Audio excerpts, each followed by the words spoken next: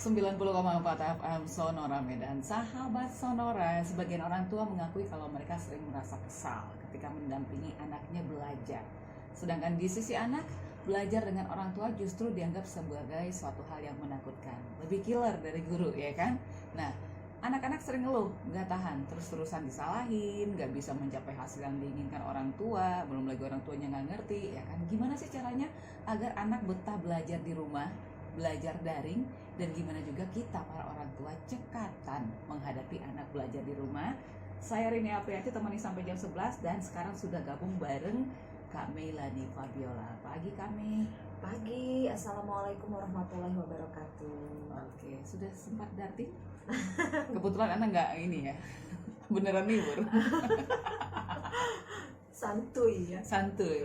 Keluarga santuy. Keluarga santuy. Oke. Nah ini menarik ya, beberapa waktu lalu kita tahu orang tua itu ada yang di media sosial gimana dia nge-rap gitu ya. Tahu nge-rap kan ya? Tahu. Sahabat Sonora tahu kan ya? Nge-rap gitu maksudnya. Gimana ngajarin anak belajar daring, belum lagi kuota yang banyak, belum lagi anak yang Anak yang sulit. Sulit. Ya, ada beberapa anak sulit. Nah, itu gimana? Kita coba diskusi di hari ini di Women and Parenting, anak belajar daring, orang tua jangan darting. Nah, di sesi pertama ini, kenapa orang tua bisa darting? Kenapa ya? Kenapa ya orang tua bisa darting?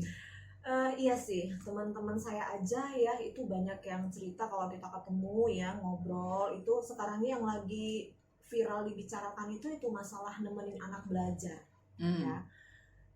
Itu kebanyakan yang pertama mindset sih sebenarnya ya. Mindset yang menganggap bahwa tugas mengajar itu tugasnya guru, bukan tugasnya orang tua.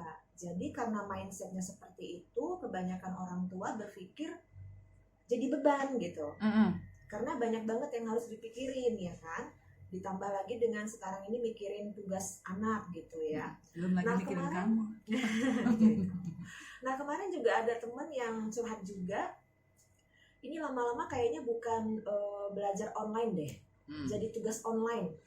Karena sebagian orang tua merasa belajar online ini jadinya mengarah kepada hanya dikasih tugas, diselesaikan, tugasnya numpuk, ya kan? Sementara mungkin anak belum betul-betul paham ngerjain tugasnya.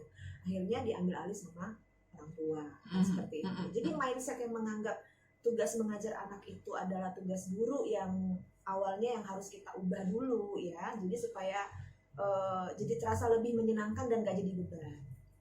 Terus karena kebanyakan kan yang menemani anak belajar ini kan di rumah biasanya ibu ya. Ya. Ibu ya.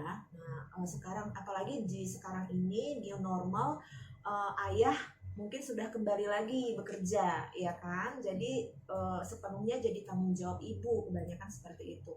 Sementara ibu kan juga punya tugas ya untuk rumah tangga, pekerjaan rumah tangga. Nah, jadi merasa lelah ya, kemudian kewalahan juga bagi waktu, ya kan? Nah, mana cucian belum dijemur ya kan, mana piring belum dicuci, mana belum lagi belanja gitu ya, sementara anak sudah harus duduk di depan Androidnya gitu ya, udah harus mantengin gitu.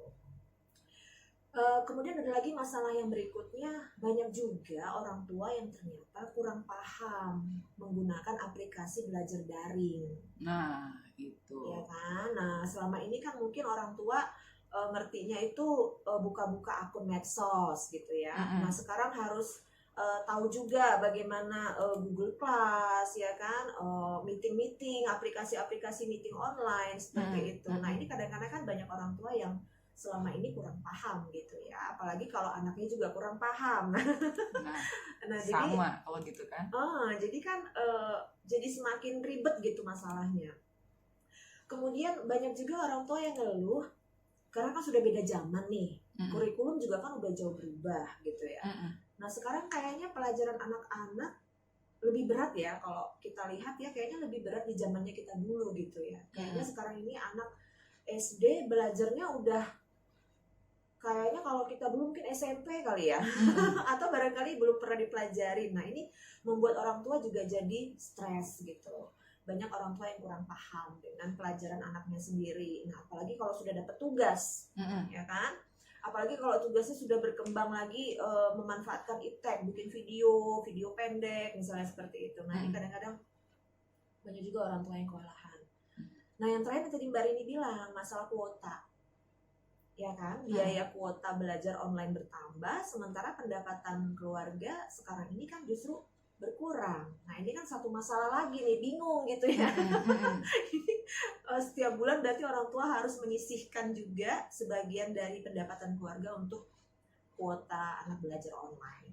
Nah itu banyak sekali ternyata permasalahan. Belum lagi ibu-ibu atau kebanyakan mama-mama ya, ibu-ibu yang terus kalau begini kapan saya me time-nya? Ya benar. Ya kan? Jadi kekurangan waktu untuk me time.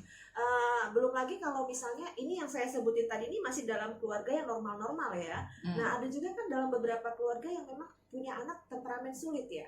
Anak yang sulit, yang artinya memang waktu di sekolah aja banguninnya udah effortnya luar biasa bangunin anak untuk ke sekolah sebelum ada pandemi COVID-19.